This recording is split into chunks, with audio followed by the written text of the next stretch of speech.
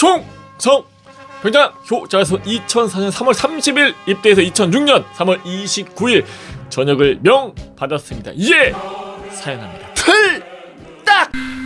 행정반에서 전파합니다. 재밌는 군대 사연 있으면은 grandopen84@gmail.com으로 보내주시기 바라겠습니다. 당첨되시는 분들 한해서 커피 쿠폰도 보내드리고 있으니까요. 많은 좀 부탁드리겠습니다. 하다 싶으면 짠! 외출도 귀찮아서 안 나가는 부대. 오전 9시에 다시 자는 부대. 보통 9시에 일과를 시작을 하는데 다시 잔다라고 하는 거예요. 그게 군대야? 개판이야? 이 주인 사연이고요. 안녕하세요, 자손이 형. 카투사 출신 구독자입니다. 카투사. 효자손 채널 영상들 보면서 역대급 꿀이다 하는 거 보면 모두 매우 기본적인 것들로 호들갑을 떨길래 좀 당황스러웠습니다. 예를 들어 매일 외출, 싸제 음식, 핸드폰 사용 등등 기본인데 말이죠. 뭐 제가 카투사라서가 아니라 사실 제가 처신을 잘하고 운도 좋았습니다. 카투사분들 욕하지 말아주세요. 저도 훈련 나가거나 일할 땐 열심히 했습니다. 그렇기 때문에 꿀을 빨 수가 있었고요. 누구보다 꿀빤 제 군생활을 요약하겠습니다. 훈련소와 후반기 카투사 교육이 끝난 후 저는 동두천으로 자대를 배치받았습니다. 동두천은 대체로 전투 부대가 많은 곳이라 가게 되면 그냥 개죽음이라고 후반기 교육 때 소문이 퍼져 있어 조금 겁을 먹은 채로 갔습니다. 카투사를 갔음에도 불구하고 야 저기 동두천은 전투 부대라 힘들대 이러고 있는 거야.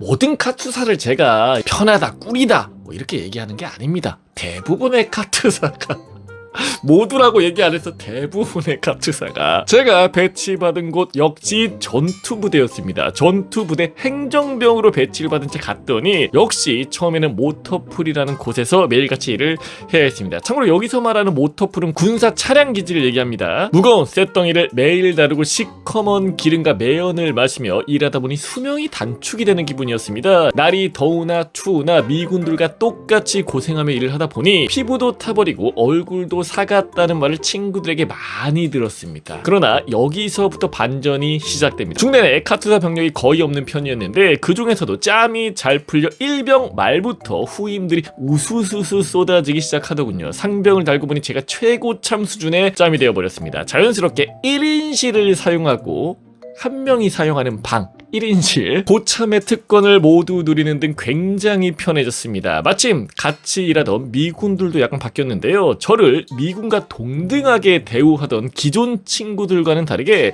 새로운 미군들은 카투사를 추가 지원 병력쯤으로 여겼습니다. 약간 조금 뭐 미치로 보거나 아니면은 뭐 파견 나온 아저씨 같은 느낌으로 보는 거죠. 뭐 적극적인 도움보다는 어쩌다 한 번씩 아저씨 요거 좀 같이 해줄 수 있어 요런 느낌? 이게 베스트죠. 동등 필요 없어요. 나 동등하게 안 해도 되니까 그냥 편하게 해주세요. 편하게. 일손이 많이 필요한 날이나 훈련을 나갈 때 출근을 하라고 공지를 할 뿐 평상시는 출근도 하지 말라고 말렸습니다. 아유 무슨 출근이야? 대기해. 눈치가 빠른 저였기에 적당히 알잘딱깔센하게 처신하며 미군들과의 관계도 매우 우호적으로 유지해 나갔습니다. 보통 미친 역대급 꿀빨러스를 보더라도 출근을 해서 핸드폰으로 논다, 출근해서 딴짓을 한다와 같이 우선은 귀찮지만 출근하고 봐야 되는 경우가 많은데 저는 침대 밖으로 나가지를 않았습니다. In the bed, no outside. 또 미군들은 모두 휴대폰으로 연락, 업무를 보기에 카투사도 휴대폰이 없으면 업무를 할 수가 없어 규정상 일과 후 사용이 가능하지만 방에서 사용하는 것은 막을 방법이 없어 휴대폰 사용도 기본이었습니다. 급한 일이 있거나 호출을 할 때 미군들도 전화를 하기 때문에 이 부분은 사실 어쩔 수가 없습니다. 이쯤에서 시청자분들이 이해하기 쉽도록 한창 편했을 때, 한창 정말 편했을 때, 지금까지는 편했던 게 아니야. 제 평일 일과를 소개하겠습니다. 오전 6시 기상, 미군 아침 점호 후 1시간 체력단련, 오전 8시에 아침 식사, 그리고 오전 9시에 샤워 후 잠자리에 다시 들기. 보통 샤워 왜 합니까? 일과를 해야 되니까 씻는 거잖아. 나가야 되니까. 근데 왜? 자야 되니까. 깨끗하게, 청결하게. 오후 12시부터 5시 아무 때나 재기상. 일과 시간에 재기상을 합니다. 보통 뭐 합니까? 곡괭이질하거나 철왕 받거나 철조망 작업하거나 그러고 있잖아. 우리 일선 부대에서는. 맞잖아. 그런데 재기상. 아우 개운해.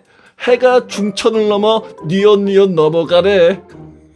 오후 5시 저녁 식사 혹은 외출, 오후 7시에 헬스장에서 몸 만들기, 그리고 오후 9시 방으로 돌아와 친한 친구들과 놀기. 전우 아닙니다. 친구들입니다. 모두가 프렌드야. 다음날 오전 3시에 뭐합니까? 취침을 합니다. 잠이 안 오는 거예요? 한 게 없으니까. 외출도 매일 할 수 있는 구조인데 귀찮아서 하기가 싫었습니다. 자손이 형 너무 많이 나가니까 그냥 귀찮아요. 오전 미군 점호와 체력 단련만 끝나면 하루 종일이 자유시간이었습니다. 잠을 자거나 방에 있는 개인 TV로 애니메이션이나 영화를 봐도 됐고 개인 공부를 해도 됐습니다. 세상에서 가장 잉여로운 인간이 된 기분이었으나 그 기분이 너무 좋았습니다. 제 인생에 다시는 없을 시간들이었던 것 같습니다. 오전 체력 단련이 끝나고 다시 잠을 자다가 오후에 일어났을 때 거울에 비친 저를 볼 때면 꿀통에 젖어진 인간이 된 느낌. 그렇게 평일에는 부대에서 쉬며 힐링하다가 주말에는 외박을 나와서 집에서 또 쉬거나 친구들을 만나 신나게 놀았습니다. 시간을 맞으면 미군 친구들과도 같이 놀러 다녔습니다. Hey dude! Go outside! You want 소주? 비어! 소주? 비어! 존나 부럽다. 어머니께서도 처음 집에 왔을 땐 눈물을 흘리셨는데 나중엔 부모님의 구박을 받기 일쑤였습니다. 그만 오라고. 쉬고 놀고 먹고 살고 자고의 연속이었습니다. 정말 이대로는 인생 망할 것 같아서 의무감에 어쩔 수 없이 I have to do 해머 스트렝스, 노틸러스, 사이벡스 등 최고급 미제 직수입 머신들로 가득한 헬스장에서 몸을 열심히 만들었습니다. 전역하기 직전에는 짬먹은 후임들 눈치가 보여서 일을 조금 하긴 했지만 중대내 카투사들 다 같이 비슷한 일가를 하고 있어서 사실 뭐 도찐 개찐이었습니다. 2등병이나 1병이나 상병이나 병장이나 동두천 감사 들어갑니다. 더 이야기하고 싶은 부분들도 있지만 너무 길어지면 안 되는 이만 줄이겠습니다. 마지막으로 이 말씀을 드려도 될지 모르겠는데 현역 병사들에게 피해가 갈 수도 있어 전부 말씀드리지 못하는 점 죄송합니다. 죄송하면 군생활 끝났지? 잘 끝났네. 께서 보내주신 사연이고요. 안녕하세요. 효자손TV 구독자입니다. 이번 이야기는 무서운 이야기인데 가능할까 합니다. 저는 20년도 2월에 군입대를 해서 논산훈련소 교육과정을 수료하고 인천에 있는 17사단으로 자대 배치를 받았습니다. 자대를 배치받고 난 뒤 일을 설명하고자 합니다. 때는 2020년 6월에서 7월 사이 제가 일병일 때 경험했던 실화입니다. 그때 당시 비가 오고 있는 상태에서 행정반 실내에서 불침번을 서고 있었습니다. 실내인데 거기서 행정반 야 불침번을 복도에서 안 쓰고 행정반에 쓴단 말이야. 그때 시간은 02시 20분 교대를 하고 행정반 불이 꺼진 상태에서 근무를 서고 있었습니다. 주변에서 들리는 컴퓨터 엥 하는 소리와 시래기 돌아가는 소리만이 울렸습니다. 한 20분쯤이 지났을까요? 같이 근무를 서던 이상병이 피곤하다며 교대 시간이 되면 깨워달라고 하더군요. 그 후 한 10분쯤이 더 지났을까요? 갑자기 이상한 느낌을 받아 뒤를 돌아봤습니다. 그 광경을 본 저는 소름이 쫙 돋으면서 다리가 떨리기 시작했습니다. 그 이유인 즉 방금 전에 잔다던 이상병이 저를 노려보고 있는 게 아니겠습니까? 불이 다 꺼진 상태에서 어둠 상황에서 눈동자만 보이니 소름이 쫙 돋았습니다. 저는 선임한테 아유 장난하지 마십시오 라고 선임의 얼굴 앞에 손바닥으로 휘 줘보았습니다. 하지만 이상병은 눈을 깜빡거리지도 않은 채 계속해서 저만 노려보고 있는 것이 아니겠습니까? 개소름이었습니다. 매우 당황한 저는 바로 행정실 밖으로 튀어나갔습니다. 시계를 보니 마침 후번초를 깨울 시간이 되었고 약간 어리 빠진 상태로 후번초를 혼자서 깨우러 갔습니다.